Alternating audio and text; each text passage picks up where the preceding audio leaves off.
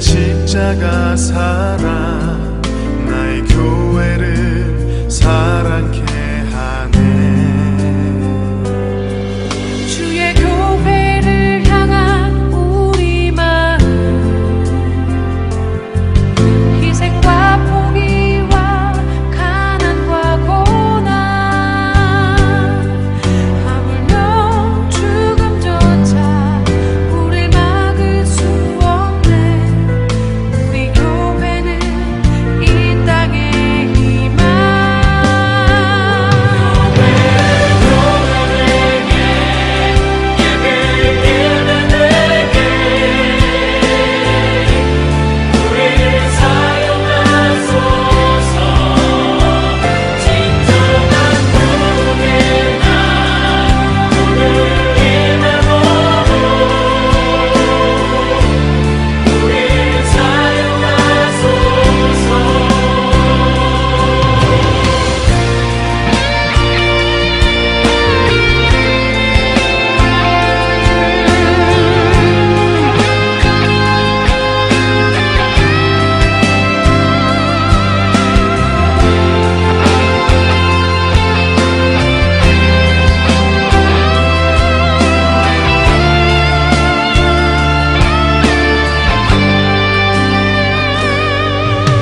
우리에겐 소원이 하나 있네. 주님 다시 오실 그날까지 우리 가슴에 새긴 주의 십자가 사랑 나의 교회를 사랑케 하네. 주의 교회를 향한 우리 마음 희생과 포기와 가난과 고난 하물며 죽음조차 우릴 막을 수 없네. 우리 교회는 이 땅의 희망.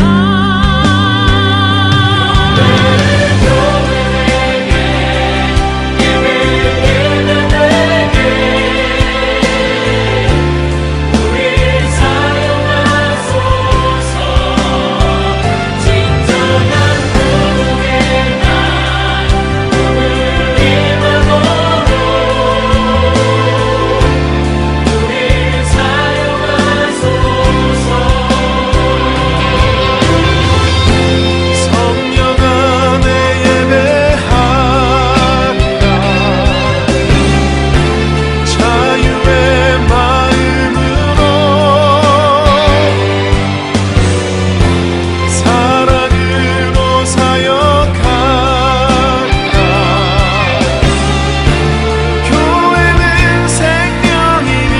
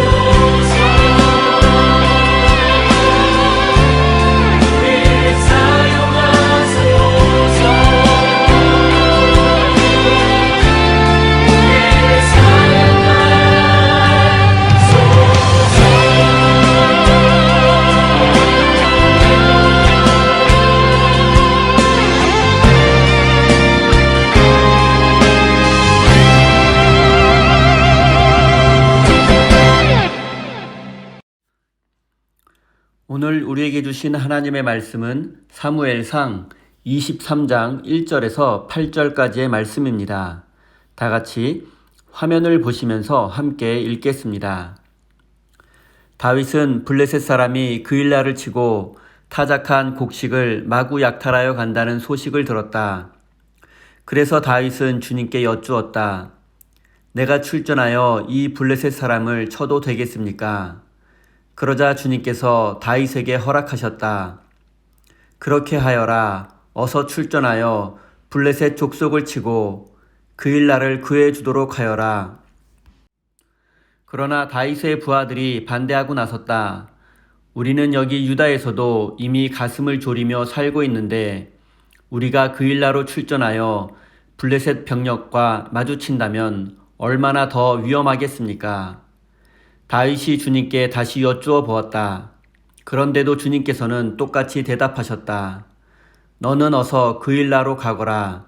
내가 블레셋 족속을 너의 손에 넘겨주겠다. 그래서 다윗이 그일라로 출전하여 블레셋 사람과 싸웠다.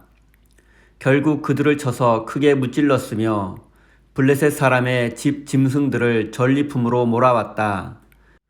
다윗은 이렇게 그일라 주민을 구원해 주었다. 아히멜렉의 아들 아비아달은 그일라에 있는 다윗에게로 도망할 때에 에봇을 가지고 갔었다. 한편 다윗이 그일라에 들어왔다는 소식이 사울에게 전해지니 사울이 외쳤다. 이제는 하나님이 그자를 나의 손에 넘겨주셨다. 성문과 빗장이 있는 성읍으로 들어갔으니 도관에 든 쥐다. 그래서 사울은 군대를 소집하여 그일라로 내려가서 다윗과 그의 부하들을 포위하게 하였다. 아멘. 하나님께서 이 말씀을 통하여 우리에게 은혜 주시기를 원합니다. 하나님의 크신 사랑과 은총이 여러분의 삶에 함께 하시기를 빕니다. 오늘은 하나님을 신뢰하기 시작한 다윗이라는 제목으로 함께 하나님의 말씀을 나누겠습니다. 우리는 지난주에 괴물로 변해버린 사울에 대해서 살펴보았습니다. 그는 광기에 사로잡혀 더 이상 정상적인 왕의 직무를 수행할 수 없는 상태에 이르고 말았습니다. 그 대표적인 증거가 바로 놋당의 제사장 85명을 살해한 것과 놋성의 모든 백성들을 학살한 사건입니다. 백성들을 하나님께로 인도할 제사장들을 살해하고 그것도 모자라 자신이 지켜야 할 백성들까지도 학살한 괴물이 되고 말았습니다.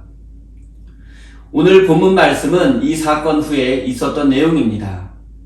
다윗은 갓 선지자의 말대로 모압 지역을 떠나서 사울의 영향력이 미치고 있는 이스라엘로 돌아가게 되었습니다.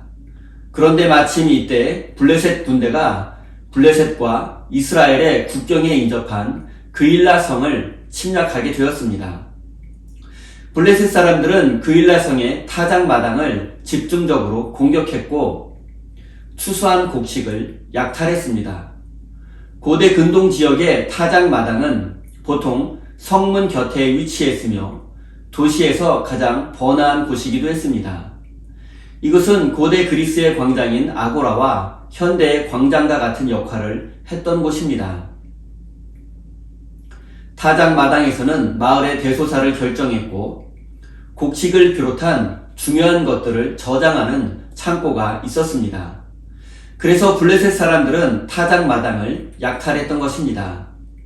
그리고 이 소식이 다윗에게 전해지게 되었습니다. 그런데 이 소식은 이스라엘의 왕인 사울에게 가장 먼저 전해져야 하는데 어째서 도망자 다윗에게 이 소식이 전해지게 되었는지 생각해 볼 필요가 있습니다. 이 소식은 현재 이스라엘의 왕인 사울에게 전해져야 합니다. 그러나 이미 사울은 더 이상 왕으로서의 직무를 수행할 수 있는 상태가 아니었기에 이 소식이 다윗에게 전해졌던 것입니다. 만약 사울이 이스라엘의 왕으로서 백성들을 구원하고 블레셋을 물리쳐 줄 것이라는 기대가 백성들에게 있었다면 당연히 이 소식은 사울에게 먼저 전해졌을 것입니다. 하지만 이 소식이 다윗에게 전해진 것은 백성들이 그일라를 구원해 줄 사람이 다윗이라고 믿었기 때문입니다. 그는 아직 정식으로 왕이 되지는 못했지만 백성들로부터는 이미 왕으로서 대접받고 있었던 것입니다. 그리고 이 소식을 들은 다윗은 가장 먼저 하나님께 기도하며 블레셋 사람들과 싸우고 그일라 사람들을 구해야 하는지를 물어보았습니다. 지금까지 다윗은 중요한 일을 앞두고 하나님께 기도하지 않았습니다. 사울의 광기를 피해 도망치기로 마음 먹었을 때, 노베서 아히멜렉 제사장을 만났을 때, 그리고 블레셋으로 망명 가려고 했을 때, 또한 모압 왕에게 부모를 맡길 때에도 그는 중요한 순간에 하나님께 기도하지 않았습니다. 그런데 다윗은 이제 하나님께 기도하기 시작했습니다. 그것은 아마도 아둘람 동굴에 숨어 있을 때 자신을 찾아온 400여 명의 백성들을 만났기 때문일 것입니다. 그는 그 환난당하고 억울한 일을 당하고 빚진 백성들을 만난 후에 그들을 위한 하나님 나라를 다시 꿈꾸게 되었을 것입니다. 이제 자신 혼자만이 아니라 힘없는 백성들을 위한 나라, 평화와 정의가 가득한 하나님 나라를 위해서 헌신해야겠다는 생각을 했을 것입니다. 그리고 그것을 위해서는 하나님의 도움이 반드시 필요함을 알게 된 것입니다. 그래서 다윗은 이후로 중요한 일을 앞두고서 항상 하나님께 기도하고 하나님을 의지하고 신뢰하는 모습을 보여주게 됩니다.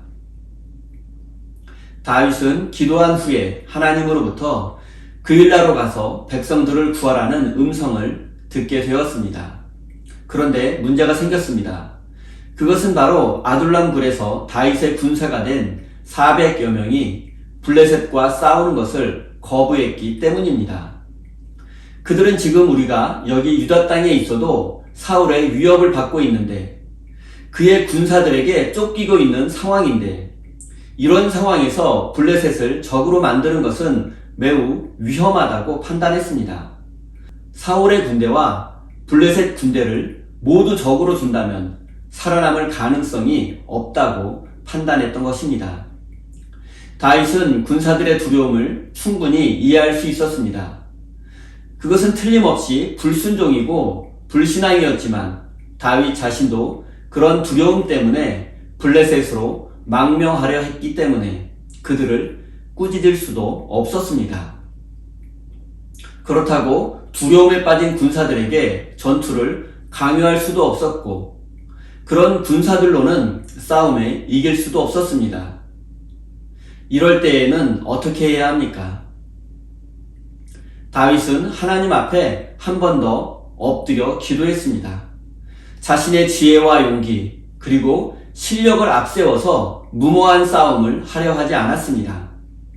다윗은 비록 지금 도망자 신세이지만 그는 골리앗을 쓰러뜨린 이스라엘 최고의 용사이며 블레셋과의 전투에서 많은 승리를 거둔 장군이었습니다. 그러니 얼마든지 군사들에게 나를 믿고 따라오라고 강요할 수도 있었습니다. 하지만 그는 자신의 능력을 앞세우지 않았고 겸손히 하나님 앞에 엎드려서 한 번 더 기도했습니다. 그러자 하나님께서는 다윗에게 큰 용기를 주셨고 이번에는 승리하게 될 것이라는 약속까지 주셨습니다. 다윗은 이 하나님의 응답을 가지고 다시 한번 군사들 앞에 나아갔고 하나님의 약속을 말해 주었습니다. 그제서야 군사들은 용기를 내고 다윗을 따라 그일라를 구원하기 위해서 나서게 되었습니다. 그리고 이렇게 하나님의 약속을 믿고 신뢰한 다윗과 군사들은 그일라 전투에서 블레셋을 크게 무찌르고 백성들을 구원하게 되었습니다. 사랑하는 성도 여러분, 하나님을 의지하지 않고 신뢰하지도 않았던 사울은 광기에 사로잡혀 괴물이 되고 말았습니다. 하지만 하나님을 신뢰하고 의지하는 다윗은 백성들을 구원하는 진정한 왕으로 세워져 가고 있습니다. 둘의 미래는 불을 보듯 뻔합니다. 여러분도 하나님을 의지하고 신뢰하는 사람이 되어서 인생의 모든 위기를 극복하고 하나님의 뜻을 이루어가는 믿음의 사람이 되시기를 바랍니다. 사무엘서 기자는 블레셋 군대를 무찌르고 그일라 백성들을 구원한 다윗에게 한 가지 특별한 점이 있음을 기록하고 있습니다. 그것은 바로 그의 곁에 제사장 아비아달이 있다는 사실입니다. 그는 바로 얼마 전 사울에게 죽임을 당했던 놉 땅의 제사장 아히멜렉의 아들이었습니다. 놉 땅의 모든 제사장들이 살육당할 때 그는 가까스로 목숨을 건질 수 있었고 즉시 다윗에게로 와서 이 끔찍한 사실을 알려주었습니다.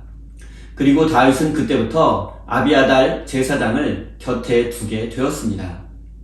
사무엘서 기자가 제사장이 에봇을 가지고 있다고 기록한 것으로 보아서 다윗이 중요한 일이 있을 때면 수시로 제사장을 찾아가 기도를 요청하고 하나님의 뜻을 구했다는 사실을 알 수 있습니다. 에봇은 제사장이 입는 예복이며 이 옷을 입고 제사를 이끌고 기도하며 하나님의 뜻을 구했습니다. 이제 사울의 상황을 살펴보겠습니다. 그는 그의 비밀 경찰로부터 다윗이 그일라에서 블레셋 군대를 무찌르고 아직 그곳에 있다는 첩보를 듣게 되었습니다. 다윗은 하나님의 음성을 듣고 움직이는 데 반해 사울은 첩보원의 말을 듣고 움직인다는 것이 대조를 이루고 있습니다. 사무엘서 기자는 사울이 블레셋 군대가 그일라를 침략했다는 사실을 알았는지에 대해서는 침묵하고 있습니다. 하지만 이것은 어느 경우에도 큰 문제입니다. 자신의 백성이 적들에게 침략당했다는 것을 몰랐다면 그것도 큰 문제이고, 알았다면 군대를 보내서 백성들을 구해야 했는데 그는 그러지도 않았습니다. 어느 쪽으로 보아도 사울을 더 이상 왕으로 인정하기 어렵습니다.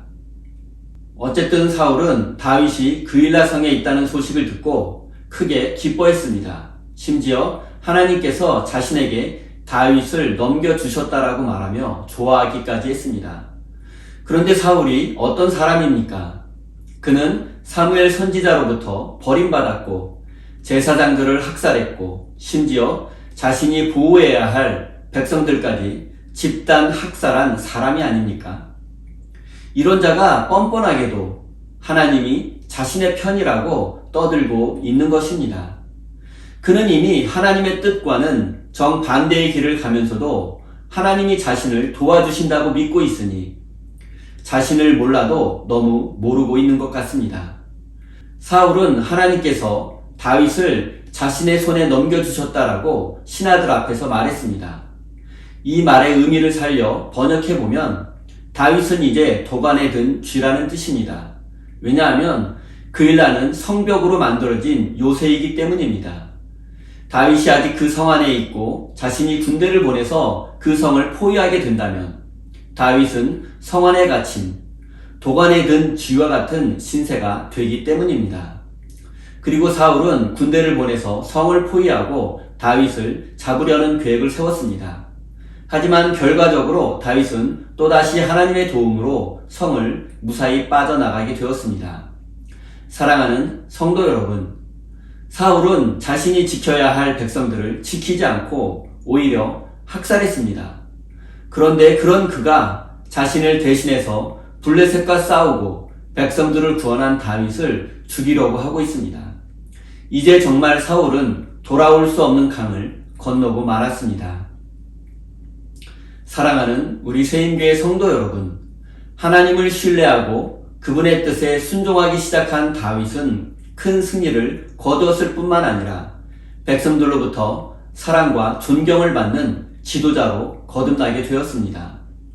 여러분도 하나님께 순종하는 인생이 되어서 많은 사람들로부터 사랑과 존경받는 믿음의 사람이 되시기를 예수님의 이름으로 축원드립니다. 우리 다 함께 주신 말씀 가슴에 새기며 기도의 자리로 나아가겠습니다.